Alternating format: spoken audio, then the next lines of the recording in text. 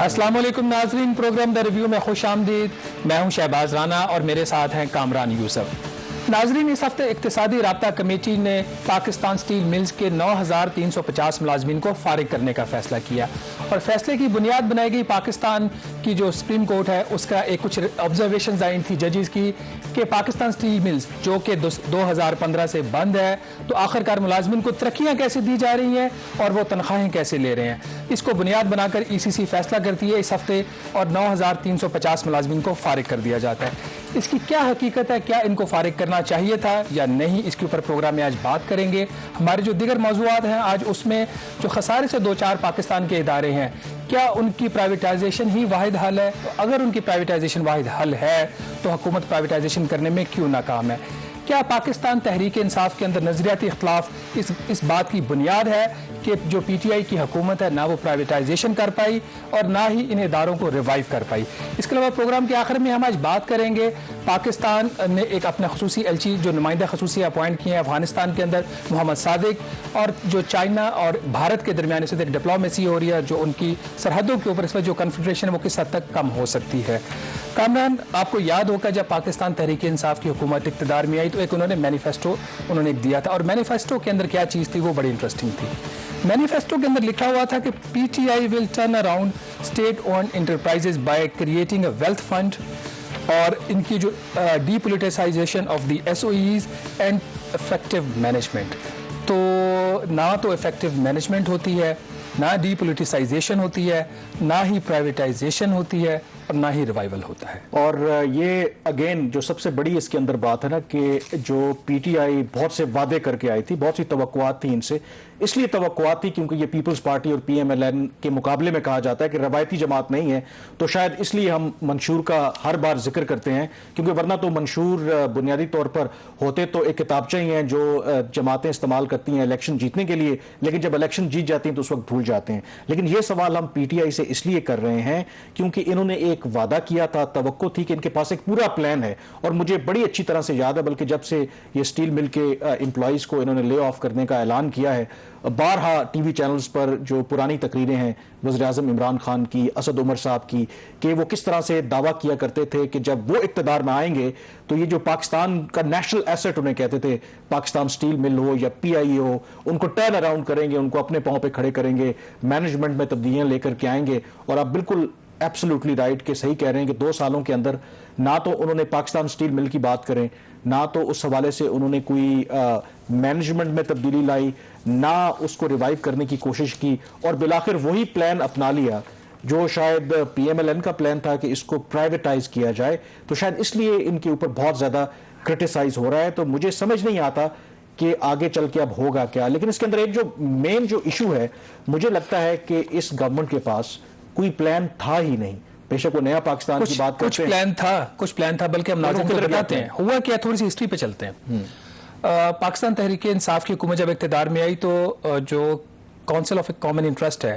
Constitutional body ہے، صوبے اس میں موجود ہوتے ہیں، اس کی طرف سے اس وقت تک ان کے اقتدار میں آنے سے پہلے ایک پرائیویٹائزیشن پروگرام جو اپروو تھا، اس کے اندر 62 ایسی انٹرپرائزز تھی جن کو پرائیویٹائز کرنا تھا over a period of time. تو جب اسد عمر صاحب وزیر خزانہ بنتے ہیں، کیونکہ جو پی ٹی آئی کا منشور بھی تھا وہ یہ تھا کہ ہم پرائیویٹائز نہیں کریں گے، ہم ان کو ریوائیو کریں گے۔ ریوائیول کی بات ہو رہی تھی، اور ویلتھ فنڈ جو ایک ملائیشیا کا ماڈل تھا اس کے اوپر بھی ابھی ہم بات کریں گے۔ تو اکتوبر 2018 میں کیبنٹ کمیٹی آن پرائیویٹائزیشن کی ایک میٹنگ ہوتی ہے۔ اس میٹنگ میں جو اس وقت کی جو لسٹ تھی پرائیویٹائزیشن کی، وہ اس میں 62 انٹرپرائزز تھی۔ مزے کی بات یہ ہے اس میں سے 51 انٹرپرائزز کو نکال دیا گیا، ان کی پرائیویٹائزیشن نہ کرنے کا فیصلہ کیا گیا۔ اس میں پاکستان سٹیل ملز بھی شامل تھی، پاکستان انٹرنیشنل ایئر لائنز بھی شامل تھی، پاکستان ریلویز بھی شامل تھی، اور تمام پاور سیکٹر جس میں 9 پاور ڈسٹریبیوشن کمپنیاں اور 4 پاور جنریشن کمپنیاں، یہ ساری پرائیویٹائزیشن کے پروگرام سے نکال دی گئیں، اور لسٹ ہو گئی۔ اس کے پیچھے رہ کیا جاتا ہے، یہ سب سے جو جو نقصان ہمیں ہو رہا ہے جو غیر منافع بخش ادارے ہیں اس میں تو سر فہرست یہ پی آئی اے، ریلویز اور اسٹیل مل ہے، اور پاور سیکٹر کی آپ نے بات کی، ان کو اگر آپ نکال دیں تو پیچھے پھر بچتا کیا ہے پرائیویٹائز؟ کیونکہ یہ پی ٹی آئی کا مینیفیسٹو تھا، پی ٹی آئی نے ان کو وہاں سے نکالا اور صرف 11 جو اینٹیٹیز تھی ان کو ایکٹیو پرائیویٹائزیشن پروگرام میں رکھا، وہ 11 بھی بعد میں 7 ہو گئیں۔ اسد عمر چونکہ اس چیز کے خلاف تھے پرائیویٹائزیشن کے، آپ کو یاد ہوگا کہ جب پاکستان مسلم لیگ نون کی حکومت نے پی آئی اے کو پرائیویٹائز کرنے کا فیصلہ کیا تھا تو ایک آرڈیننس لایا گیا تھا، اس کی پاکستان پیپلز پارٹی نے اور پی ٹی آئی نے دونوں نے مل کے مخالفت کی تھی، اور جو نیا قانون آیا پی آئی اے کا اس کے اندر ایک شک ڈال دی گئی، وہ آج بھی موجود ہے کہ نہ تو اس کے 51% جو میجورٹی شیئر ہولڈر شیئرز بنتے ہیں نہ وہ بیچے جا سکتے ہیں، اور نہ ہی جو پی آئی اے کی جو مینجمنٹ ہے وہ پرائیویٹ ہاتھوں میں دی جا سکتی ہے۔ تو وہ سلسلہ انہوں نے 2015 میں بند کروا دیا تھا، اور خود بھی انہوں نے حکومت میں آ کے یہ ساری انٹرپرائزز جو تھی ان کو ڈیلسٹ کر دیا، اور پیچھے 7 جو انٹرپرائزز تھی وہ رہ گئیں، اور ایک سرمایہ پاکستان کمپنی بنتی ہے۔ فروری 2019 میں، جس کا انہوں نے بہت ذکر کیا، فروری 2019 میں سرمایہ پاکستان کمپنی بنتی ہے، اور ناظرین یہ اس وقت کابینہ نے یہ فیصلہ کیا جنوری میں کہ جو 193 لاس میکنگ انٹرپرائزز ہیں ان کو سرمایہ پاکستان جو کمپنی ہے اس میں شامل کیا جائے گا، وہاں پہ اس کی ریوائول ہوگی اور ریسٹرکچرنگ ہوگی۔ مزے کی بات یہ ہے کہ یہ سلسلہ چلتا رہتا ہے، جب اپریل 2019 آ جاتا ہے اور اسد عمر صاحب کو ایز اے وزیر خزانہ فارغ کر دیا جاتا ہے، اور جب وہ فارغ ہوتے ہیں تو ان کے ساتھ ہی جو سرمایہ پاکستان کمپنی تھی وہ ختم تو نہیں ہوتی، وہ ڈورمنٹ ہو جاتی ہے، اور حفیظ شیخ صاحب نئے مشیر خزانہ بنتے ہیں۔ یاد رہے حفیظ شیخ صاحب ہی مشیر خزانہ تھے، بلکہ اس وقت وزیر پرائیویٹائزیشن ہوتے تھے جب جنرل مشرف کی حکومت نے پی ٹی سی ایل کو پرائیویٹائز کرنے کا فیصلہ کیا تھا۔ تو جب مشیر خزانہ آتے ہیں وہ اپنا ایک نیا پرائیویٹائزیشن کا پروگرام کو ایکٹیویٹ کرتے ہیں، اور جو لسٹ 7 کی تھی وہ بڑھ کر پہلے 14 کی ہوتی ہے، پھر وہ 18 کی ہو جاتی ہے۔ تو جو ایک ڈویژن تھی، جو میرا سارا پوائنٹ ہے ساری بات سامنے رکھنے کا، with in the P T I جو آئیڈیولوجیکل ایک ڈفرینسز تھے، جو ایک پی ٹی آئی کا اپنا مینیفیسٹو تھا وہ ٹھیک تھا یا غلط تھا، وہ تبدیل ہو جاتا ہے جون 2019 میں جب مشیر خزانہ ڈاکٹر عبدالحفیظ شیخ صاحب چارج لیتے ہیں۔ اچھا، آپ نے تحریک انصاف کے اندر کہا نا کہ ایک نظریاتی اختلاف ہے، تو اگر آپ ٹیکنیکلی دیکھا جائے تو حفیظ شیخ صاحب تحریک انصاف کے تو نہیں ہے ان کی، تو اس کا مطلب ہے کہ ان کا جو موقف ہے وہ بہت بھاری ہے، لیکن قطع نظر اس کے کہ جو ان کے اندر اختلافات ہیں، میرے خیال میں ایک وضاحت ہونا بہت ضروری ہے کہ پاکستان کے اندر جو معیشت کا رونا ہم روتے ہیں، جو بجٹ خسارہ ہے ہمارا، جو بہت سے پرابلمز ہیں، اس کی ایک بہت بڑی وجہ یہ ہے کہ آج تک ہم ایک پرنسپل ڈیسیجن کر نہیں پائے کہ کیا ریاست کا کام ہے بزنس کرنا۔ اگر ریاست کا کام بزنس کرنا نہیں ہے تو جو بھی یہ اس طرح کے ادارے ہیں، بے شک وہ پروفٹ دے رہے ہیں یا نقصان میں جا رہے ہیں، تو ان کو تو پرائیویٹائز کرنا چاہیے۔ ایک پرنسپلی پوری دنیا میں اب یہ، کیونکہ جو حکومتوں کا کام ہے نا وہ ایک فیسیلیٹیٹر کا کام ہے، ان کا کام بزنس کرنا نہیں ہے۔ تو میرے خیال میں اس معاملے میں وہ پچھلی حکومتیں ہوں یا یہ والی حکومت ہو، ایک بائی پارٹیزن کنسنسس ہونا ضروری ہے۔ اگر آپ چاہتے ہیں کہ ہم نے ان کو ریوائیو کرنا ہے تو مسئلہ اس میں یہ ہے کہ پی ٹی آئی کا جو مینیفیسٹو ہے، جو پاکستان پیپلز پارٹی کا مینیفیسٹو اور پی ایم ایل این کا جو مینیفیسٹو ہے، وہ یہ بات تو کرتے ہیں، جو پی ٹی آئی اور پی ایم ایل این کا بائی اینڈ لارج 19-20 کا فرق ہے، یہ ریوائول اور ریسٹرکچرنگ کی بات کرتے ہیں، انہوں نے نئی نوکریاں دینے کی بات نہیں کرتے، لیکن جو پیپلز پارٹی ہے ان کے لیے کوئی بھی جو سرکاری ادارہ ہے وہ ایک ایسی ہی کمپنی ہے جو کہ نوکری پیدا کرتی ہے، اس کی پروفٹ سے لاس سے کوئی تعلق نہیں ہے، وہ نفع میں جائے نقصان میں جائے۔ لوگ بھرتی کرتے ہیں نا، اسٹیل مل کے اندر بھی پیپلز پارٹی اور ایم کیو ایم، ان دونوں کی بھرتی ہیں اور وہ ظاہر ہے کہ سیاسی بنیادوں پر ہوتی ہیں، اور وہ یہ نہیں چاہتے کہ ایسے ادارے پرائیویٹائز ہوں گے تو وہاں پہ تو نوکری نہیں ملے گی آپ کو۔ ابھی 2 سال ہو گئے ہیں پاکستان تحریک انصاف کی حکومت کو، سرکولر ڈیٹ جو پاور سیکٹر کا تھا، جو کبھی 1200 ارب روپے تھا ان کے آنے سے پہلے، وہ 2000 ارب روپے سے بھی بڑھ گیا، اس میں تقریباً 50% اضافہ ہو چکا ہے۔ اور ابھی ہم ناظرین آپ کے سامنے ایک لسٹ آپ کو اسکرین پہ بھی نظر آئے گی، جو پاکستان تحریک انصاف کا اس وقت جو پرائیویٹائزیشن کا جو پروگرام ہے،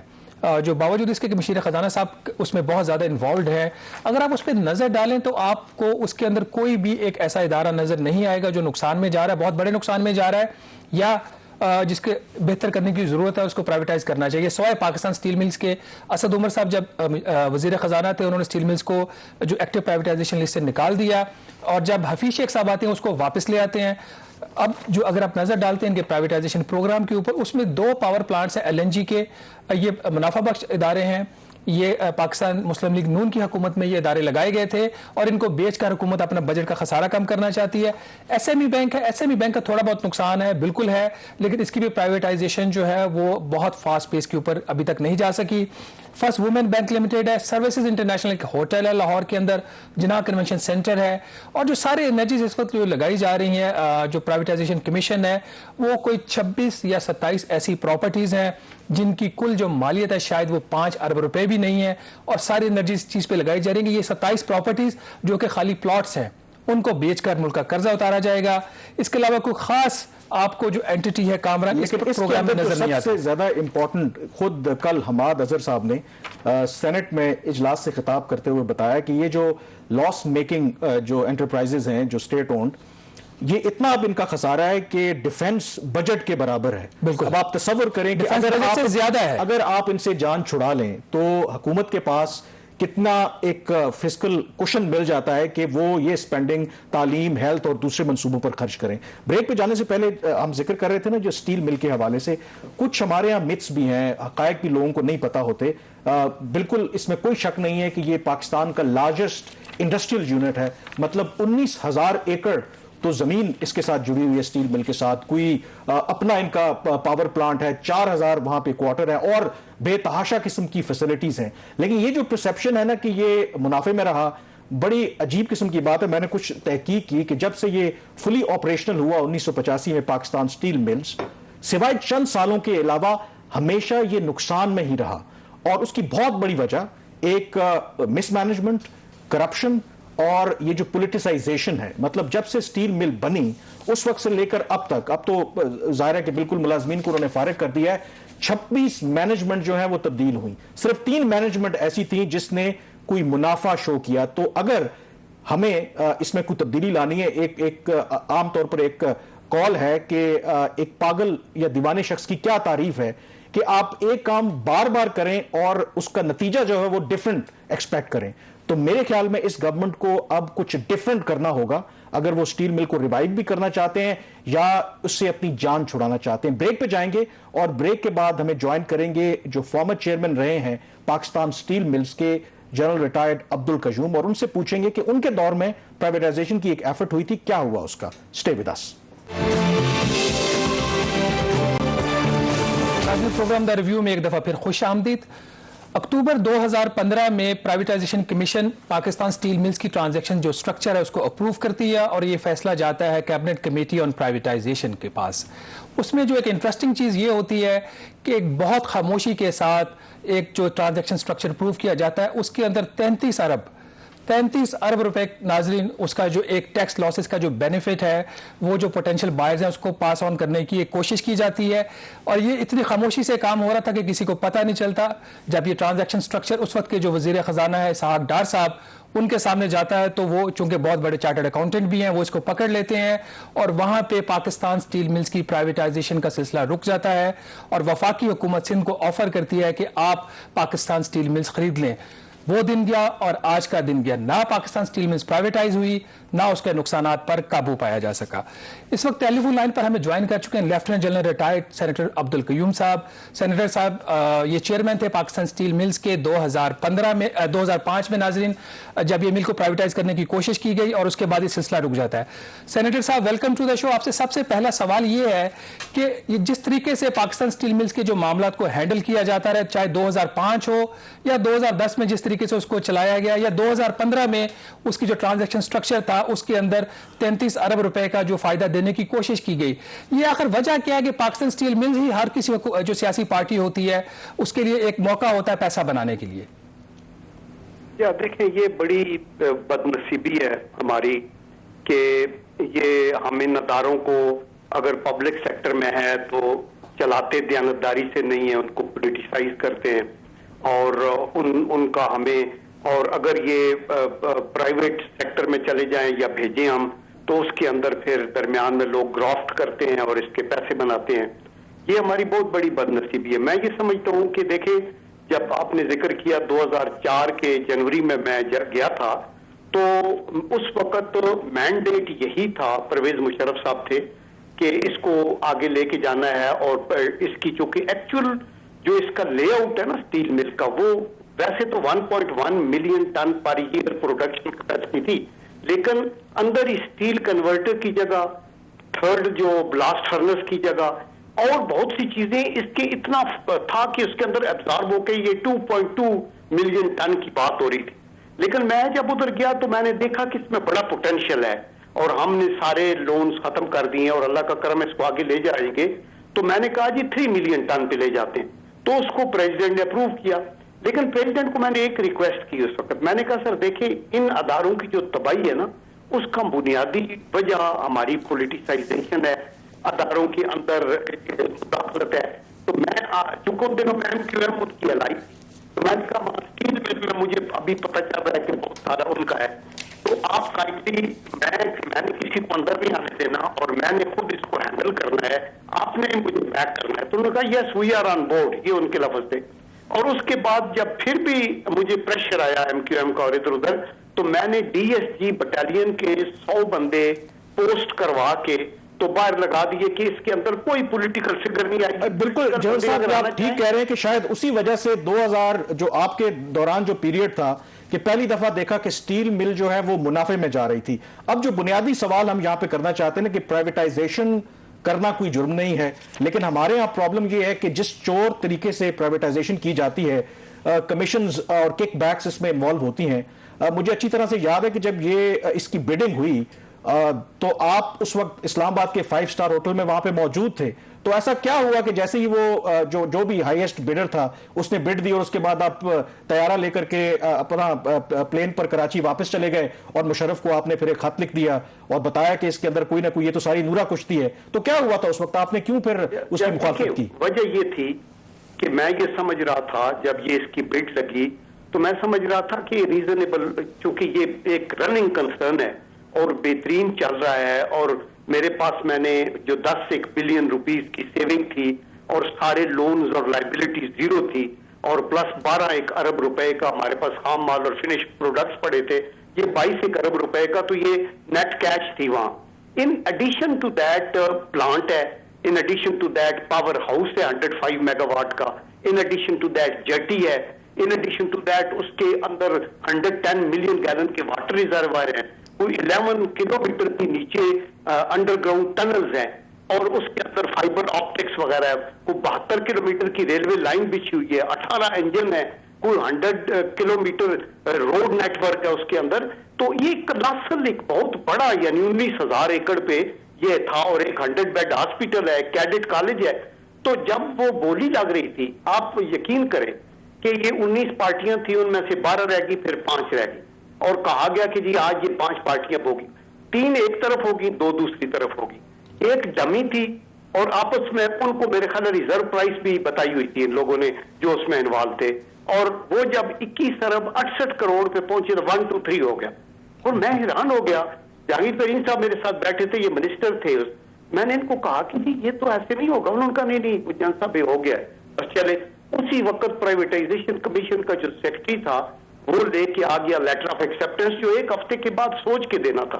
तो मैंने कहा कि ये तो नूरा कुश्ती है, ऑब्वियसली इस जल्दी की क्या जरूरत है कि हम इतना बड़ा, ये प्राइवेटाइजेशन के हम खिलाफ नहीं है, हम कहते हैं ग्रेजुअली इनको करो, लेकिन खुदा का वास्ता है इसके अंदर तो आप ना करें। दूसरे दिन ही अकील करीम डैडी जिंदा हैं, इन्होंने कहा जी मैं 40 अरब देने को तैयार हूं। ये ऑब्जर्वर का अखबार की हेडलाइन लगी हुई थी, तो ये शोर मचा। अच्छा जनरल साहब, ये बड़ी इंटरेस्टिंग आप बात कर रहे हैं क्योंकि आप उस वक्त चेयरमैन थे और कोई 21 बिलियन की सक्सेसफुल बोली लगी। आपकी नजर में उस वक्त जो सारे एसेट्स आपने स्टील मिल के बताए हैं, क्या एक्चुअल प्राइस स्टील मिल की होनी चाहिए थी और कितनी कम पे ये बोली लगी? देखिए मैं तो कहता हूँ ये तो पीनट्स थे ना जो कुछ वो कह रहे थे, ये तो ऑलरेडी खाम माल पड़ा हुआ था, वो तो उन्हीं के पास जाना था। जो सेविंग थी वो शायद गवर्नमेंट अपने पास रखती, लेकिन 4,500 या 4,000 एकड़ जमीन पे जो प्लांट है, अगर वो 4,000 एकड़ दे तो उसकी मैंने पहले प्राइसिंग करवाई थी ओपन मार्केट में, वो कम से कम यानी पीनट्स पे भी उन्होंने कहा था 1 करोड़ 10 लाख रुपए पर एकड़। हालांकि वो बड़ी इंपॉर्टेंट जगह है, लेकिन जो वो बिड शीट देते हैं, आप सोच लें कि अगर एक यानी 4,500 या 4,000 एकड़ हो और हर एकड़ के 1 करोड़ रुपया हो, ये कहां کہاں جاتا ہے؟ یہ اربوں خربوں کی بات تھی. جنرل صاحب, آپ پاکستان مسلم لیگ نواز کو بھی ریپریزنٹ کرتے ہیں. آپ سے بالکل آخری سوال ہے کہ جون 2015 میں جب سٹیل مل کو بند کرنے کا فیصلہ کیا گیا, اس کی جب گیس بند کر دی گئی تو مل آپ کو پتا آٹومیٹکلی شٹ ڈاؤن ہوگی. تو وہ جو فیصلہ تھا اس کو مل کو بند کرنے کا, پروڈکشن کا, وہ فیصلہ ٹھیک تھا. اور دوسری بات یہ کہ اب چونکہ اس کے ملازمین کو فارغ کرنے کا فیصلہ ہو چکا ہے, تو اگر کل حکومت مل بیچنے جاتی ہے تو آپ سمجھتے ہیں کہ اب اس کو بیچنا آسان ہے؟ دیکھیں, مسئلہ خراب ہوا جب پہلے پیپل پارٹی کی حکومت آئی. ان کے وقت میں انہوں نے ایک آڈٹ اینڈ اکاؤنٹ کے ایک ریٹائرڈ بندے کو اس کا چیئرمین لگایا, جن کو اے بی سی کا نہیں پتا تھا. ان کی اپنی بڑی اچھی ان کی خوبیاں ہوں گی, لیکن یہ ان کا کپ آف ٹی تھا ہی نہیں. اور نیچے لوگ اس کی لوٹ سیل لگی ہوئی تھی, پیسے لوگ کھا رہے تھے. تو یہ irreparable ڈیمیج ہو چکا تھا جب نون نے ٹیک اوور کیا. اور اس کے بعد یہ پوزیشن تھی کہ مل کے پاس گیس کے پیسے دینے کی نہیں تھی. تو جب 30-35 کروڑ کا بل بن گیا تو اس وقت شاید خان عباس صاحب نے کہا جی کہ یہ تو بڑھتا ہی جائے گا. اچھا, اب آخری بات بتا دیجئے کہ اب ملازمین کو فارغ کرنے کا فیصلہ ہو چکا ہے, تو اب یہ اٹریکٹیو ہے ایک پرائیویٹ بائر کے لیے مل کو خریدنا؟ دیکھیں, میں یہ کہتا ہوں کہ بائر کے لیے خریدنا تو ضرور ہے, ضرور خریدے, بیکاز پاکستان ایک 200 ملین لوگوں کی ایک ہے, یہاں سی پیک بن رہا ہے, بہت کچھ مارکیٹ ہے. لیکن دی پوائنٹ از کہ ان سارے ورکرز کو نکالنا اور اس طریقے سے نکالنا جیسے یہ نکال رہے ہیں, میں یہ ریکمینڈ نہیں کرتا. اور میرے خیال میں کورٹ میں بھی یہ اس کو سسٹینیبل. بہت شکریہ جنرل صاحب. یقیناً اب دیکھتے ہیں کہ یہ گورنمنٹ کا اقدام کیا کورٹ اس کو ایکسیپٹ کرتی ہے یا نہیں کرتی. حالانکہ یہ جو گورنمنٹ نے فیصلہ کیا ہے, کیونکہ کورٹ نے ہی آبزرویشن دی تھی کہ 2015 سے یہ مل بند ہے اور گورنمنٹ کیوں ملازمین کو تنخواہیں دے رہی ہے. لیکن جو ایک پوائنٹ جنرل صاحب نے ہائی لائٹ کیا کہ کس طریقے سے جو یقیناً ایک قومی اثاثہ ہے, اربوں خربوں کی اس کی ورتھ ہے, اور جب اس طرح کی بڈنگ ہوتی ہے تو اونے پونے دام کس طریقے سے من پسند لوگوں کو بیچنے کی کوشش کی جاتی ہے. تو یہ گورنمنٹ اگر پرائیویٹائزیشن کرنے کی کوشش کر رہی ہے تو لیٹس ہوپ کہ اس کے اندر ٹرانسپیرنٹ معاملہ ہو, 2005 کی طرح نورا کشتی نہ ہو. بریک پہ جائیں گے اور بریک کے بعد اسی پہ اپنی ڈسکشن جاری رکھیں گے. سو اسٹے ود اس.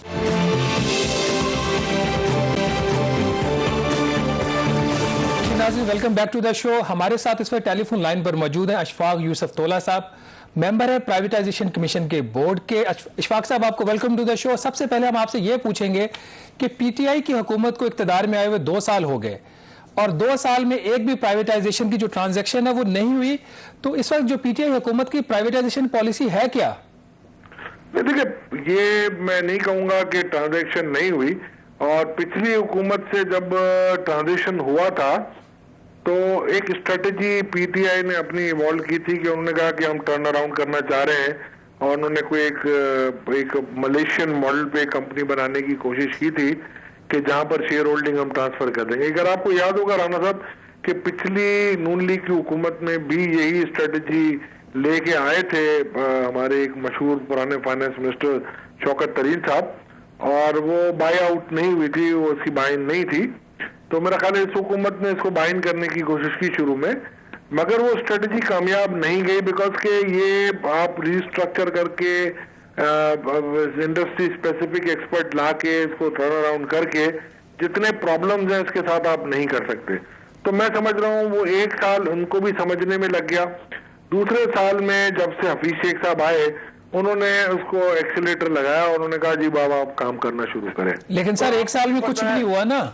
آپ میں آتا ہوں, اس طرف آتا ہوں. جب آپ کو بھی پتا ہے کہ جب ایک چیز کو ہم دوبارہ کو ری پیڈلنگ کرتے ہیں تو یہ پرائیویٹائزیشن ایک ایسا پروسیس ہے, اس پروسیس کو آپ ڈسٹرب نہیں کر سکتے تھے. کہ آپ کو پتا ہے جب بھی کوئی بائر لینے آتا ہے, کوئی گروسری شاپ تو آپ بیچنے نہیں جا رہے, جب بائر لینے آتا ہے تو بائر یہی کرتا ہے آپ کے ساتھ کہ جو پوری ڈیو ڈیلیجنس کرتا ہے. جب تک آپ کے پاس لیٹسٹ ڈیو ڈیلیجنس لیگل کی, اکاؤنٹنگ کی, ہیومن ریسورس کی نہیں ہوتی ہے, جب تک آپ کوئی سیل پچ کر نہیں سکتے. As is where is basis پہ تو ہم نہیں بیچ رہے. اب اس کا آپ کو پتا ہے ٹرانزیکشن کا موڈ ہے, ایک ہوتا ہے آپ کا کمپلیٹ سیل آؤٹ ہم کر دیتے ہیں اس کو اسٹریٹجک بائنگ میں, ہم جس کو صاحب یہ بالکل ٹھیک کہہ رہے ہیں کہ یہ جو ٹیکنیکلٹیز پہ تو بات کر رہے ہیں, لیکن ایک پرنسپل بھی بات کرنا ضروری ہے. پہلے بھی ذکر کر رہے تھے, کیونکہ اگر ان کا مینیفیسٹو دیکھیں تحریک انصاف کا, یہ تو پرائیویٹائزیشن کے بنیادی طور پر اگینسٹ تھے, لیکن کیونکہ حفیظ شیخ صاحب پہلے بھی پرائیویٹائزیشن کے منسٹر رہے ہیں اور وہ اس کے حق میں ہیں, کیا یہ وجہ بھی ہے کہ پولیٹیکل لیول پہ وہ ول نہیں ہے, یہ گورنمنٹ تھوڑی ریلکٹنٹ ہے, اس کی وجہ سے بھی یہ پروسیس جو ہے وہ تیز نہیں ہو پا رہا؟ دیکھیں, میں آپ کو 1 سال کا میرا یہ تجربہ بتا سکتا ہوں کہ حفیظ شیخ صاحب اور محمد میاں سمرو صاحب نے کوئی کسر نہیں چھوڑی ہے. اور پچھلے 4 مہینوں میں تو آپ کا کووڈ کی وجہ سے دیکھا RLNG plant was on verge of کہ ختم ہونے والا تھا, اس کا بھی ڈیو ڈیلیجنس تک شروع ہو گئی تھی آپ کو پتا ہے, اور پھر وہ ٹیم میں واپس چلی گئی. اسٹیل مل کے اندر کافی اچھی حد تک اسٹرکچرنگ ہو چکی ہے, اس کے بھی لوگ پیچھے چلے گئے. پراپرٹیز بیچنے کے لیے نکلے تھے کنونشن سینٹر انکلوڈنگ سارے, وہ ساری ڈیو ڈیلیجنس تیار پڑی ہوئی ہے, اب آکشن کے لیے ہمیں ایڈ دینا تھا. وومن بینک کا آپ کا اسٹرکچر تیار ہے, HBFC کا اسٹرکچر تیار ہے. تولا صاحب دیکھیں, آپ پہلے تو یہ دیکھیے نا کہ آپ بیچنے کیا جا رہے ہیں. آپ کی جو ایکٹیو پرائیویٹائزیشن پروگرام ہے اس میں 2 پروفیٹیبل جو LNG کے پاور پلانٹس, اس کے بعد ہے کیا اس پلان کے اندر؟ سب سے جو بڑا آپ کا نقصان ہو رہا ہے وہ تو پاور سیکٹر کر رہا ہے, جس کا جو سرکولر ڈیٹ تھا 1200 ارب روپے سے بڑھ کر 2000 ارب تک پہنچ گیا ہے. اور اس وقت جو ایک بھی اینٹی ہے جو پاور ڈسٹریبیوشن کمپنی, وہ آپ کی ایکٹیو لسٹ کے اوپر نہیں ہے. تو آپ سے یہ پوچھنا ہے کہ اگلے سال جو پرائیویٹائزیشن کمیشن ہے, یہ حکومت پاکستان ہے, وہ کوئی ایسا ادارہ ایک بھی بیچ سکتی ہے جس سے اس کا جو خسارہ ہے جو اربوں روپے میں ہے سالانہ, وہ کم ہو سکے؟ اب رانا صاحب SOEs کے جو دیکھیں ہم 2 چیزوں کو الگ الگ مکس کر رہے ہیں. ایک آپ کا ہے SOE کا لاس ہے, اور ایک آپ کہہ رہے ہیں سرکولر ڈیٹ ہے جو 2000 ارب پہ آپ لے کے جا رہے ہیں. SOE کے لاسز آپ کے 149 بلین کے ہیں, جس میں سارے شامل ہو جاتے ہیں. اور باقی اگر وہ سرکولر ڈیٹ بھی لاسز ہے, وہ ہم بک نہیں کرتے. نہیں سر, تو سرکولر ڈیٹ تو K-Electric کا بھی تو ہے نا. سرکولر ڈیٹ میں تو آپ کی پروونشل گورنمنٹس بھی اور سٹی گورنمنٹس بھی شامل ہیں, آپ کی PSO بھی شامل ہے, آپ کا OGDCL بھی آ جائے گا, سب آ جائیں گے اس میں. تو ایکچولی دیکھیں آپ کا سوئی ناردرن سارے آ جاتے ہیں. ٹھیک ہے, سرکولر ڈیٹ کو آپ ابھی الگ رکھیں SOE کے لاسز سے. مگر مسئلہ یہ آ رہا ہے, آپ کی بات درست ہے, وہ بھی کیوں ہو, ہمیں صرف 2 چیزوں کو انشور کرنا پڑے گا آپ کو کہ فاسٹ ٹریک پہ لے کے جانی ہے اگر آپ کو, تو آپ کو ان چیزوں سے بالائے طاق ہو کے, اور ایک فیئر جو ایک آ گیا ہے بیوروکریسی کے اندر بھی اور پرائیویٹ ممبرز کے اندر بھی, ہم جیسوں کے اندر بھی آ گیا ہے کہ یار کوئی بھی ڈیسیجن غلط ہو جائے گا, اور کل کو اگر ہمیں آ گیا کوئی کال اپ نوٹس آ گیا نیب سے یا کسی اور ادارے سے, تو کیوں ہم اپنی عزتیں بچاتے پھریں گے سارے. اور یہ بھی ایشوز ہیں, آپ ان کو بھی بالکل آپ اس کو نا ایکٹیو کنسیڈریشن میں رکھا کریں جب آپ کسی بھی گورنمنٹ کے کسی بھی ادارے کی ڈیسیجن میکنگ کو دیکھیں. تو اور آپ سے زیادہ کون جان سکتا ہے اس کو, رانا صاحب اور کامران صاحب, کہ کس لیول پہ کون کون سی کوئریز ریز ہو جاتی ہیں. دیکھیں جب سرکار میں رہنا کام تو کرنا ہے نا. جی تولا صاحب, آخری ایک سوال یہ کہ اسٹیل مل کا بھی ہم ذکر کر رہے تھے, ڈو یو تھنک کہ جو گورنمنٹ کا ایک تو موجودہ فیصلہ ہے کہ تمام لوگوں کو انہوں نے لے آف کیا ہے, اب ایسی صورتحال میں گورنمنٹ جو ہے وہ اس کو پرائیویٹائز کر سکتی ہے یا یہ پروسیس مزید مشکل ہو گیا ہے؟ کوئی کامنٹ آپ کا. سر میں دیکھیں میں کوئی کامنٹ یہ دوں گا, مجھے اللہ کی ذات سے امید ہے کہ یہ فائر نہیں ہوں گے یہ لوگ, اور میرا خیال ہے اس سٹیج پہ ان کو فائر کرنا ایک شاید انسانیت کے بھی اس میں نہیں ہوگا. یہ اپنا ECC کا ڈیسیجن ضرور ہے, میں سمجھتا ہوں کیبنٹ میں یہ ریورس ہو جائے گا, اور اگر یہ ہوتا ہے تو میں سمجھتا ہوں یہ تھوڑا سا ایک وہ لگے گا, اور میں لگتا ہی نہیں ہے کہ یہ کوئی پرائیویٹائز ہوگی, یہ لانگ ٹرم لیز پہ جانے کا ارادہ اس کا ہوگا زیادہ تر. اور وہ جو آئیں گے دیکھیں ان کو کیا ان کا ارادہ ہوتا ہے, جو آنے والے جو لینے والے ہوں گے لوگ اس کے. چلے تولا صاحب آپ کا بہت شکریہ, لیکن مسئلہ یہاں پہ یہ ہے کہ جو PTI کی حکومت ہے اس نے کوئی بھی سیاسی طور پر جو مشکل فیصلہ ہے وہ نہیں کیا. یہ ایک اچھا فیصلہ تھا میرے خیال میں جو 9350 لوگوں کو فارغ کرنے کا. اس کی وجہ یہ ہے کہ کب تک حکومت جو ہے لوگوں کو گھر پہ بٹھا کے ان کو تنخواہ دیتی رہے گی, اور اس فیصلے کو بھی جو حکومت نے وہ بیس کیا ہے وہ سپریم کورٹ آف پاکستان کی کچھ آبزرویشنز کے اوپر کیا ہے. اگر حکومت مشکل سیاسی فیصلے کر سکتی تو پھر شاید جو پاپولیشن سینسس 2017 میں ہوا تھا اس کے جو ریزلٹس تھے اس کو وہ فائنلائز کر کے نوٹیفائی کر دیتی, جو کہ آج تک نوٹیفائی نہیں ہوئے. اس کے ساتھ ہی ہم یہاں پہ ایک چھوٹی سی بریک لیں گے, بریک کے بعد واپس آئیں گے تو بات کریں گے پاکستان اور افغانستان کے تعلقات میں کیا ایک نیا ٹرن آیا ہے. Stay with us. Programme the review میں ایک دفعہ پھر خوش آمدید. ناظرین, آج حکومت نے محمد صادق صاحب کو اپوائنٹ کیا ہے پاکستان اسپیشل انوائے آن افغانستان. یہ کیا فیصلہ ہے, اس کی سڈنلی یہ حکومت کو سب کچھ کرنے کی کیا ضرورت پیش آئی؟ کامران صاحب, یہ آپ اس کو کیسے لنک کر رہے ہیں؟ یہ جو پاکستان ایک بہت بڑا اہم کردار بھی ادا کرتا رہا ہے, اور جو اس وقت امریکہ بھی ایک افغانستان کے ساتھ اپنے تعلقات کو بہتر کر رہا ہے اور وہاں پہ وہ جو ڈیل کرنے کی کوشش کر رہی ہے, اس سے لنک ہے یا اس کا کوئی اور بیک گراؤنڈ ہے؟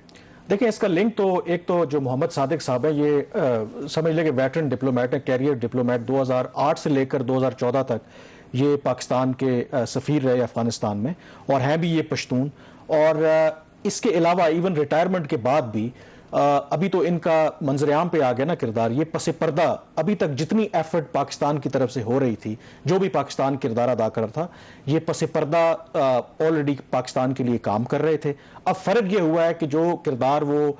پردے کے پیچھے ادا کر رہے تھے, اب ان کو باقاعدہ طور پر رول دے دیا گیا ہے. اس کی وجہ کیا ہے؟ ایک وجہ تو یہ ہے کہ ان کے کانٹیکٹس بہت اچھے ہیں. مجھے اچھی طرح سے یاد ہے کہ مجھے افغانستان جانے کا موقع ملا جب پرویز اشرف وزیر اعظم تھے ان کے ساتھ, تو وہاں پر ہمارا جو سفارت خانہ ہے وہاں پر یہ اس وقت امبیسڈر تھے, ایک تقریب کا اہتمام کیا گیا تھا, اور دیکھ کے بڑا تعجب ہوا ہمیں کہ وہاں پر وہ تمام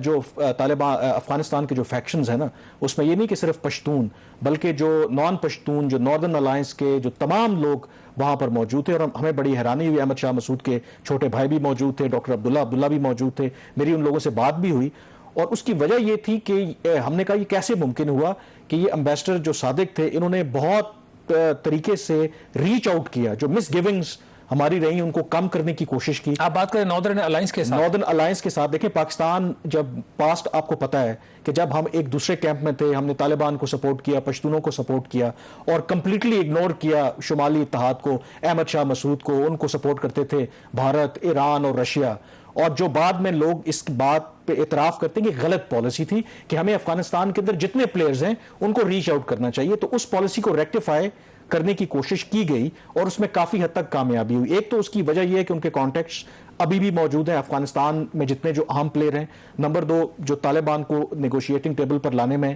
بیہائنڈ دا سین یہ بھی اپنا کردار ادا کرتے رہے ہیں. اور اب کریں گے کیا کہ ایک فوکسڈ جو ہے نا اپروچ, کیونکہ آپ کو پتا ہے کہ جتنے جو بڑے ممالک ہیں, امریکہ کا تو نمائندہ خصوصی ہے ہی ظالم خلیلزاد, بلکہ وہ 2-3 روز میں آ بھی رہے ہیں پاکستان میں. اس کے علاوہ چین نے بھی اپنا اپوائنٹ کر رکھا ہے, جرمنی نے اپوائنٹ کر رکھا ہے, یو کے نے اپوائنٹ کر رکھا ہے, تو اب پاکستان نے بھی اپوائنٹ کیا کیونکہ آگے بڑا کروشل مرحلہ ہے. لیکن اس اسٹیج کے اوپر ہی کیوں, یہ آج سے 6 ماہ پہلے یا 6 ماہ بعد کیوں نہیں؟ اب یہ میں نے آپ کو بتایا نا کہ صادق صاحب اپنا کردار تو ادا کر رہے تھے, ٹھیک ہے. میرا جو خیال ہے اس کا, اور ایک یہ بھی میں نے کچھ لوگوں سے بات جو دفتر خارجہ میں, کہ کیا ان کا رول ایسا تو نہیں کہ سیریمونیل ہوگا, تو مجھے پتا چلا کہ سیریمونیل رول بالکل نہیں ہوگا, بڑا ان کا ایک پاورفل رول ہوگا, بلکہ یہ ڈائریکٹ کوآرڈینیٹ کریں, کیونکہ جو اگلا مرحلہ آنے والا ہے وہ ہے انٹرا افغان ڈائیلاگ کا, اور اس میں نہ صرف پاکستان طالبان سے انٹریکٹ کرے گا بلکہ افغانستان کے اندر جو ڈفرینٹ گروپس ہیں. تو مجھے لگتا ہے کیونکہ ان کا ایک ان کے ساتھ رابطہ جو افغانستان کے اندر گروپس موجود ہیں, تو شاید اس میں ان کی مدد ملے. لیکن اس کے اندر ایک اور کیچ بھی ہے, آپ کو پتا ہے کہ کسی طرح سے آپ سمجھ لیں کہ یہ شاہ محمود قریشی صاحب کے لیے کوئی اچھی خبر نہیں ہے. اچھا, شاہ محمود اس سے تھریٹنڈ ہے؟ مطلب دیکھیں, کیونکہ اب افغانستان پہ اگر سوللی یہ اگر فوکس کریں گے, بلکہ یہ مجھے دفتر خارجہ سے یہ بھی اطلاع ملی کہ ڈاکٹر معید یوسف جو ہیں وہ جس طریقے سے اپنا رول اب ایکسپینڈ کر رہے ہیں, تو اس سے بھی قریشی صاحب شاید تھوڑا سا خوش نہیں ہے. یہ بھی ایک اس کی اپنی یہ بڑا آپ اس میں ایک انٹرسٹنگ ٹوسٹ لے کے آئے ہیں کہ جو ہمارے وزیر خارجہ ان کا ایکچوئل رول ہے کیا, کیونکہ بہت ساری میٹنگز میں جو معید یوسف صاحب ہیں وہ آپ کو نظر آتے ہیں, ایون کہ آپ کو پچھلے دنوں I S I had quarter prime صاحب نے وزٹ کیا, اس میں شاہ محمود قریشی, شاہ محمود بھی تھے اور معید یوسف بھی تھے. اور اب یہ آپ کہہ رہے ہیں کہ افغانستان میں بھی جو پاسٹ میں جائے نا, میں یہ اسیوم اس لیے کر رہا ہوں کہ پاسٹ میں اگر جائے نا, آپ کو پتا ہے کہ پی ایم ایل این کے زمانے میں نیشنل سیکیورٹی ایڈوائزر کا ایک عہدہ تھا, لاسٹ جو تھے جنرل ناصر جنجوعہ تھے, اس کے بعد اپوائنٹ نہیں کیا گیا. کیوں نہیں کیا گیا؟ کیونکہ شاہ محمود قریشی صاحب نے اس بات پہ اعتراض کیا تھا کہ جی میں اس طرح کی رسپانسبلٹی شیئر نہیں کروں گا. لیکن اب ہوا کیا کہ وہ نیشنل سیکیورٹی کا کم و بیش معید یوسف جو ایڈوائزر ہیں, اور اس کے ساتھ اب صادق صاحب بھی آ گئے ہیں, دو کہ آج ان سے ملاقات بھی ہوئی ہے. تو یہ ایک انٹرسٹنگ ایسپیکٹ ہے کہ کیا اب جو رولز ہیں وہ زیادہ ڈیفائن کر دی گئے ہیں کہ افغانستان کو صادق صاحب دیکھیں گے, دوسرے معاملات میں معید یوسف صاحب کا پہلے رول. لیٹس سی کہ یہ ایوالونگ سچویشن ہے. شاہ صاحب کسی بڑی پوزیشن پہ جانے کی تیاری تو کہیں نہیں کر رہے نا, ان کو اگر وزارت خارجہ کا جو کام ہے انہوں نے نہیں کرنا تو پھر انہوں نے کیا کرنا ہے. کامران, یہ جو بھارت اور چین کے جو درمیان جو ڈیولپمنٹس ہو رہی ہیں بارڈر کے اوپر, اس کے بعد بھی کچھ آپ کے پاس کچھ انفارمیشن ہے؟ دیکھیں, آج اس میں پیش رفت ہوئی ہے کہ ان کے دو جو سینئر کمانڈر ہیں 3 اسٹار یعنی کہ لیفٹیننٹ جنرل لیول پہ آج ان کی میٹنگز ہوئی ہیں. اس پر ابھی اطلاع تو نہیں ہے کہ اس میں کیا کچھ ہوا ہے, لیکن اس سے پہلے یہ میٹنگز کا ایک پس منظر بھی ہے کہ اس سے پہلے کم از کم 12 میٹنگز ان کے لوکل کمانڈرز کی ہوئی ہیں, 3 میٹنگز میجر جنرل لیول پہ ہوئی ہیں, اور اس میں کوئی بریک تھرو نہیں ہوا. اس وجہ سے یہ لیفٹیننٹ جنرل لیول پہ ہوئی ہے, اور اگر یہاں پر بھی کوئی بریک تھرو نہیں ہوتا تو شاید پھر یہ میٹنگ اوپر لیول پہ ہوگی. جو اس وقت ایشو ہے سب سے بڑا کہ جو 5 مئی کو یہ سلسلہ شروع ہوا, لداخ گالوان ویلی وہاں پہ ان کی جھڑپ ہوئی، کیونکہ چین کا یہ کہنا ہے کہ بھارت کچھ عرصے سے وہاں پہ ملٹری بلڈ اپ کر رہا ہے، انفراسٹرکچر بنا رہا ہے، روڈ بنا رہا ہے، اور چین کا یہ کہنا ہے کہ یہ متنازع علاقہ ہے، یہ ان کا علاقہ ہے۔ لگ یہ رہا ہے کہ اگر یہ میٹنگ سکسیسفل ہوتی ہے تو جو وہاں پہ ایک تناؤ کی صورتحال تھی اس میں کچھ کمی آ جائے گی۔ اٹس ٹو ارلی کہ یہ تناؤ، کیونکہ اس کے اندر ایشو کیا ہے، بھارت ابھی اسٹیٹ آف ڈینائل میں ہے، کیونکہ بھارت کہتا ہے، کیونکہ خبریں یہ آ رہی ہیں کہ کم از کم جو چین ہے ان کی افواج جو ہیں وہ 40 سے 60 اسکوائر کلومیٹر کا جو علاقہ ہے جو پہلے بھارت کے زیر انتظام تھا اس تک وہ پہنچ گئے ہیں۔ بھارت یہ ڈینائی کرتا ہے، بلکہ اس کے بارے میں جو ان کے ایک ریٹائرڈ لیفٹیننٹ جنرل ہیں انڈیا کے ایچ ایس پنگ، انہوں نے ایک دا پرنٹ میں آرٹیکل بھی لکھا اور اس کا جو ٹائٹل تھا وہ بڑا انٹرسٹنگ ہے۔ انہوں نے لکھا کہ India's fingers have come under Chinese boots, denial won't help اس۔ اب جو فنگرز کی بات ہے نا وہ ذرا ٹیکنیکل ٹرم ہے، وہاں پہ 8 فنگرز کا کوئی حوالہ دیتے ہیں کہ جو لائن آف ایکچوئل کنٹرول ہے، تو اس کا مطلب یہ ہے کہ کس طریقے سے اب جو وہاں پہ نیا سٹیٹس کو بن گیا ہے اب اس کے اوپر بات ہو رہی ہے۔ ظاہر ہے جو بھارت ہے اس کی یہ خواہش ہے کہ جو چین کی افواج ہیں وہ 5 مئی یا 1 اپریل کی پوزیشن سے پیچھے چلے جائیں، لیکن جو چین کا میڈیا اس وقت رپورٹ کر رہا ہے شاید چین جو ہے اس کے اوپر کمپرومائز نہیں کرے گا، اور شاید کوئی جنگ تو نہ ہو لیکن یہ ڈیڈ لاک ہے، اس میں کئی مہینے بھی لگ سکتے ہیں اور کئی سال بھی لگ سکتے ہیں۔ ہم یقیناً اس پر نظر بھی رکھیں گے۔ بہرحال آج کے پروگرام دا ریویو سے اتنا ہی۔ مجھے کامران یوسف اور شہباز رانا کو آپ اجازت دیجیے، اللہ حافظ۔